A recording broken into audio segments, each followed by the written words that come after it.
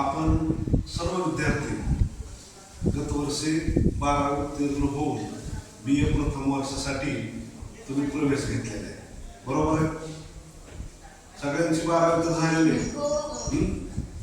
मग इथं डॉक्टर बाबासाहेब आंबेडकर मराठवाडा विद्यापीठाअंतर्गत शरदचंद्र महाविद्यालय शिराळोण या ठिकाणी तुम्ही BA प्रथम वर्षासाठी प्रवेश घेतलेला आहे. आणि प्रवेश घेत असताना तुम्ही जे विषय निवडलेले आहेत ते जे विषय निवडले त्यापैकी तुमचा इतिहास हा एक विषय मेजर आहे. मग SEC कोणता असेल प्रत्येकाचा वेगवेगळा आहे, परंतु मेजर इतिहास ज्यावेळेस तुम्ही निवड निश्चित केलेलं आहे त्यावेळेस इतिहास या विषयाचा अभ्यास करा, ते तुम्हाला माहिती असलं. मेजर आपण म्हणतो, मेजर म्हणजे काय, त्याला आणखी एक नाव आहे DSC, डिसिप्लिन स्पेसिफिक कोर्स. काय डिसिप्लिन स्पेसिफिक कोर्स, त्याला DSC म्हणतात. आणि प्रत्येक विद्यार्थ्याचे 3 मेजर विषय आहेत. 3 आहेत ना मेजर.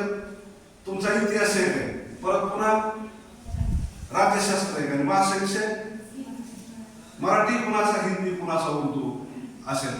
तर आपण या ठिकाणी कोणत्या विषयाचा विचार करणार आहोत? इतिहासाचा. आणि इतिहासाचा जो पेपर आहे तो भारताचा इतिहास. कोणता? भारताचा इतिहास. म्हणजे भारताचा इतिहास आता सुरुवात कुठून होतो? इसवीपूर्व 300 पर्यंत आहे. इसवीपूर्व 300 पर्यंत म्हणजे इसवीपूर्व 3500 वर्षापासून पूर्वीपासून इसवीपूर्व 300 पर्यंत हा इतिहास आहे. त्याच्यामध्ये ज्यांची 10वी मराठी माध्यम झालेले आहे त्यांना प्राचीन भारताचा इतिहास त्यांनी अभ्यासला असेल. सिंधू संस्कृती नाव तुम्ही ऐकलं असेल.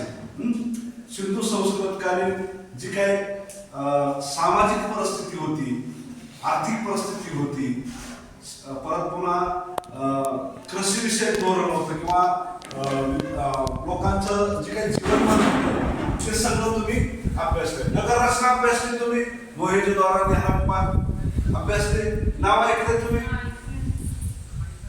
मोहेंजोदारो, हडप्पा, रस्ते कशा पद्धतीने होते, दिवाबत्तीची कशी व्यवस्था होती, महास्नानगृहाची कशी व्यवस्था होती, याविषयी तुम्ही माहिती अगोदर अभ्यासलेलीच आहे ना, का नाही? तर या सुद्धा पेपर मध्ये DSC 1 या पेपर मध्ये तुम्हाला मोहेंजोदारो किंवा सिंधू संस्कृतकालीन अभ्यासक्रम सुद्धा समाविष्ट आहे. मग ही आहे नवीन शैक्षणिक धोरण म्हणजे 2020 राष्ट्रीय शैक्षणिक धोरण. याच्यामध्ये या अभ्यासक्रमाची कोड कशी केलेली आहे? 30 मार्काची थिअरी आहे, 20 मार्काची युनिट टेस्ट आहे. हे झालं थिअरीचं. परत पुन्हा प्रॅक्टिकल काय? 30 मार्काची थिअरी आहे आणि 30 मार्काचं युनिट टेस्ट आहे. आता तुम्ही काय दिलेलं आहे? 30 मार्काची जी 20 मार्काची जी युनिट टेस्ट आहे हे तुम्ही दिलेले थिअरी आणि प्रॅक्टिकलचं दिलेलं आहे. अशा प्रत्येक विद्यार्थ्यांना 3 युनिट टेस्ट द्यायचे. किती? 3 थिअरीच्या. आणि SECच्या सुद्धा, BSCच्या सुद्धा 3 द्यायचे आणि SECच्या सुद्धा 3 द्यायचे. आणि मग परत तुमचं त्या विद्यापीठाच्या मार्काच्या याच्यामध्ये तुम्हाला 10 मार्काचं त्याच्यात ऍड व्हायला लागतं त्याच्यामध्ये. तर विषयाचा विचार करत असताना या ठिकाणी सिंधू संस्कृती, वैदिक संस्कृती, जैन धर्म आहे, बौद्ध धर्म आहे आणि 16 महाजनपद आहे. 16 महाजनपद आहे का? मौर्य साम्राज्य अभ्यासलं तुम्ही, चंद्रगुप्त मौर्य अभ्यासलेले ते सुद्धा तुम्हाला या अभ्यासक्रमामध्ये. तर या सर्व टॉपिकचा अभ्यास तुम्हाला या ठिकाणी या सेमिस्टरला करायचा आहे. राहील लक्षात तुमच्या? दररोज तुम्ही हजर राहायचे. दररोज नोट्स सुद्धा तुम्हाला शिकवल्याच्या नंतर दिल्या जातील. जे हजर राहतील त्यांनाच फायदा, त्यांचाच अभ्यास होईल. जे गैरहजर राहणार आहे त्यांचा अभ्यासक्रम अपूर्ण राहणार, त्यांना काही परीक्षेमध्ये लिहिता येणार नाही.